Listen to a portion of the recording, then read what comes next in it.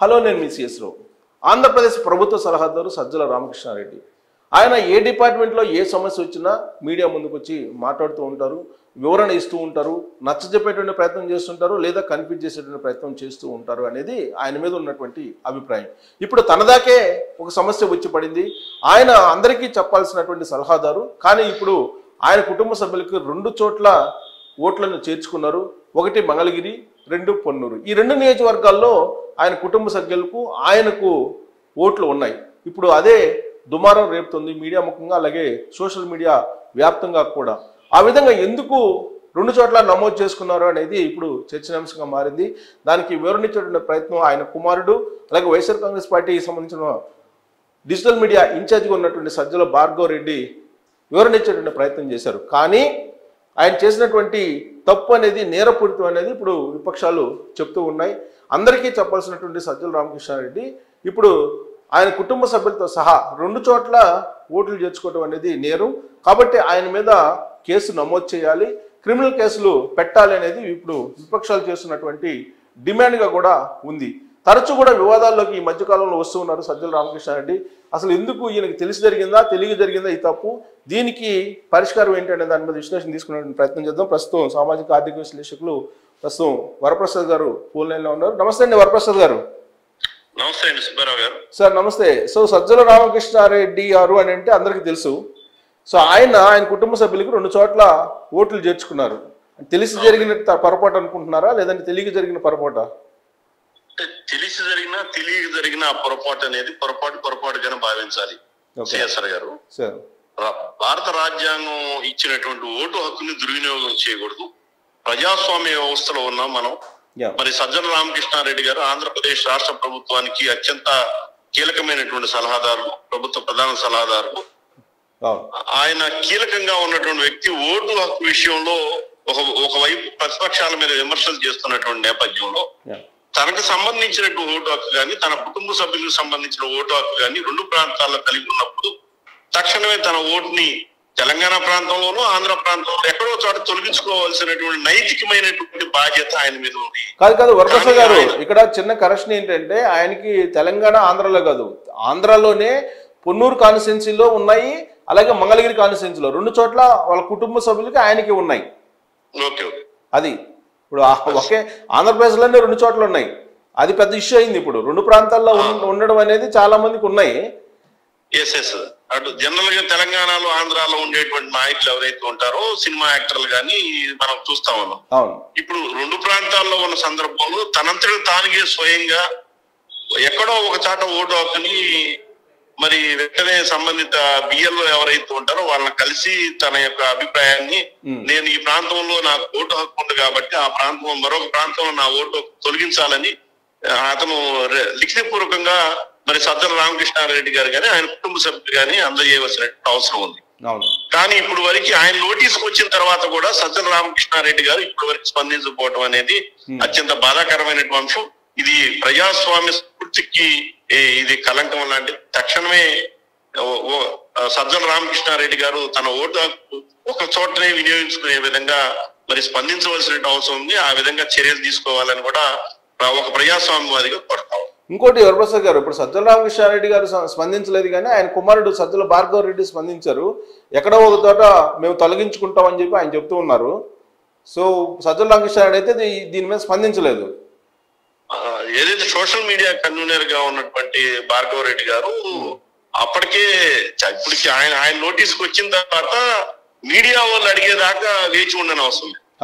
డెమోక్రసీలో తనకు 2 ఓట్లు ఉన్నాయి అనేది తెలిసిన తర్వాత తక్షణమే వెంటనే ఆ సంబంధిత అధికారి నోటీసులు తీసుకువెళ్లి ఆ 2 చోట్ల ఉన్నటువంటి ఏ పోలింగ్ బూత్ లో ఉన్నాయో ఆ 2 అంశాలను వారి దృష్టికి తీసుకెళ్లి మాకు ఈ ప్రాంతంలో మేము స్వేచ్ఛగా ఓటు హక్కు వినియోగించుకోవడానికి అవకాశం కల్పించడం మరొక చోట ఉంది కాబట్టి అక్కడ తొలగించమని వారు లిఖితపూర్వకంగా దరఖాస్తు చేయాలి. ఇప్పుడు వరకు ఇది ఒక అంశం. అసలు 2 చోట్ల ఉన్నటువంటి సందర్భంలో ఎన్నికల అధికారులు ఏం చేస్తా ఉన్నారు అనేది ఇప్పుడు ప్రజల నుంచి వస్తున్నటువంటి ప్రశ్న సిఎస్ఆర్ గారు.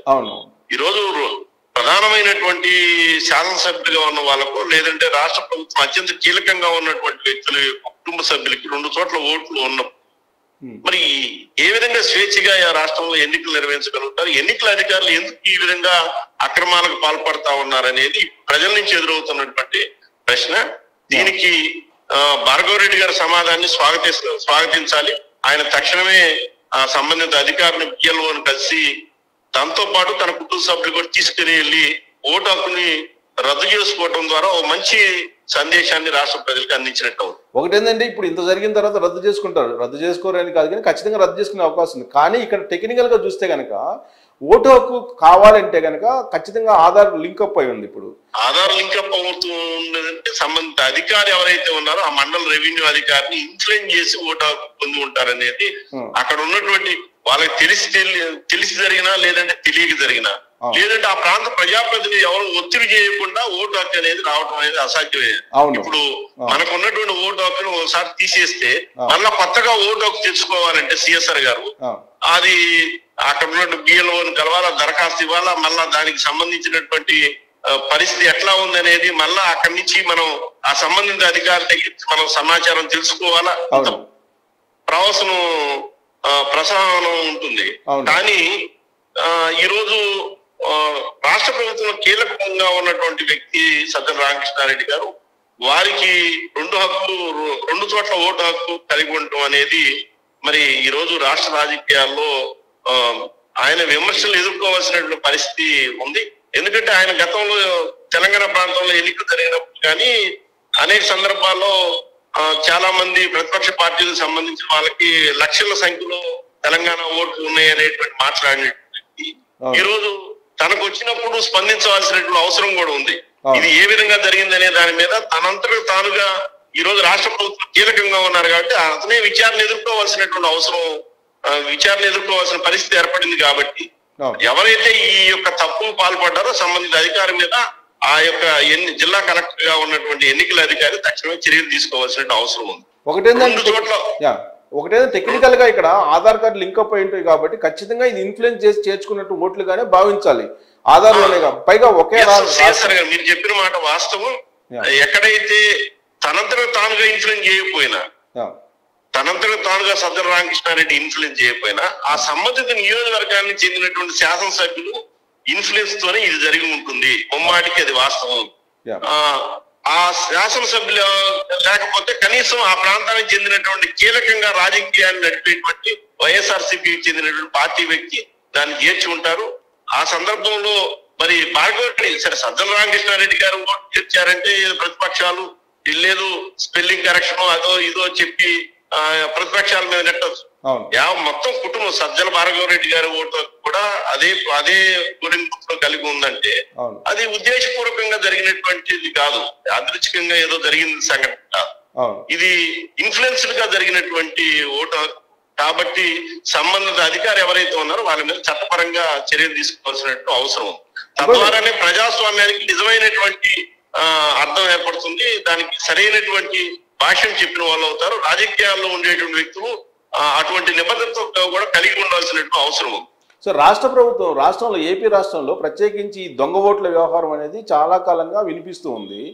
నిమ్మగడ్డ రమేష్ కుమార్ ఆంధ్రప్రదేశ్ రాష్ట్ర మాజీ ఎన్నికల అధికారి ఆయన కుటుంబ సభ్యుల ఓట్లు తొలగించారు. దాని మీద కోర్టుకు వెళ్ళి ఆయన తీసుకొచ్చుకున్న పరిస్థితి మన అందరికీ తెలుసు. అంత కష్టపడి ఓట్లు తీసుకొచ్చుకున్న నిమ్మగడ్డ రమేష్ కుమార్ మనకు కళ్ళెదురు కనిపిస్తున్నారు. చాలా ఈజీగా ఇప్పుడు సజ్జల రామకృష్ణారెడ్డి అండ్ ఫ్యామిలీ రెండు చోట్ల ఓట్లు జరుపుతున్న పరిస్థితి కనిపిస్తుంది. ఇంకొక వైపు తిరుపతి సంఘటన మన అందరికీ తెలిసిందే. దీన్ని బట్టి రాష్ట్రంలో రాబోయేటువంటి రోజుల్లో ఎన్నికలు ఫ్రీ అండ్ ఫెయిర్ మేనర్ లో జరిగే అవకాశం ఉందని భావిస్తున్నారా? అంటే ఇప్పుడు ఈ రోజు కేంద్ర ఎన్నికల సంఘం కూడా నిఘా పెంచవలసిన అవసరం ఉంది ఆంధ్రప్రదేశ్ రాష్ట్రం. ఒకటి మన పర్చూరు నియోజకవర్గంలో కూడా చూసాం. సిఎస్ఆర్ పర్చూరు నియోజకవర్గంలో జరిగింది కానీ లేదంటే ఉప ఎన్నికల సందర్భంలో జరిగినటువంటి తంతు ఏదైతే ఉందో ఇవన్నీ కూడా అక్రమాలకి ఆ సంబంధిత అధికారుల మీద అధికార పార్టీ ఒత్తిళ్లు చేసి దొంగ ఓట్లు చేర్పించుకొని ఒకే ఇంటి నెంబర్ వస్తాయి. వాళ్ళు ఇంటి నెంబర్లో సరే దొంగ ఇంటి నెంబర్ చేర్చారనుకుంటే ఇదొకటి. ఆంధ్రప్రదేశ్ లో గమ్మత్తైన విషయం ఏంటంటే ఒకే ఇంటి డోర్ నెంబర్ మీద వందల సంఖ్యలో దొంగ ఓట్లు చేరుస్తారు సిఎస్ఆర్ గారు. కనీసం ఆ సంబంధిత ఎవరైతే అధికారిగా ఉంటారో పిఎల్ఓలు విచారణ అధికారిగా ఉన్నటువంటి పిఎల్ఓ ఆ సంబంధిత ఒకే ఇంటి డోర్ నెంబర్లో ఇన్ని ఓట్లు ఏ విధంగా ఉన్నాయనేది ర్యాండమ్ గా గుర్తించవలసిన అవసరం బాధ్యత బిఎల్ఓ మీద. కానీ వాళ్ళని ఇన్ఫ్లుయెన్స్ చేయడం వల్ల పోలీస్ అధికారుల చేత కూడా ఇన్ఫ్లుయెన్స్ చేస్తారు.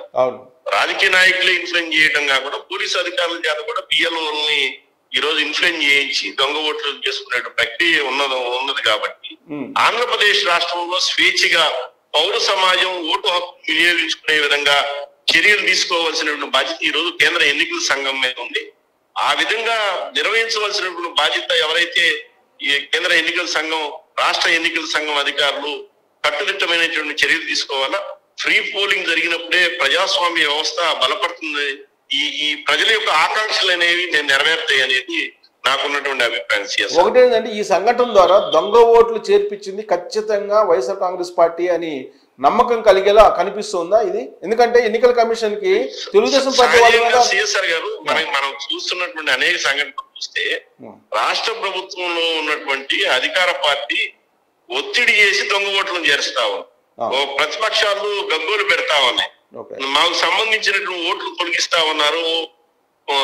పోలింగ్ బూత్ లో గత ఎన్నికల్లో మేము ఉప ఎన్నికల్లో ఓటు వేసాం, ఓటు హక్కు వినియోగించుకున్నాం. ఉప ఎన్నికల్లో స్థానిక సంస్థల ఎన్నికల్లో ఓటు హక్కు వినియోగించుకున్న వాళ్ళ ఓట్లు కూడా ప్రస్తుతం తొలగించినటువంటి పరిస్థితి అనేక నియోజకవర్గాల్లో దగ్గర 50 నుంచి 60 నియోజకవర్గాల్లో చాలా మంది వ్యక్తపరిచినటువంటి పరిస్థితి.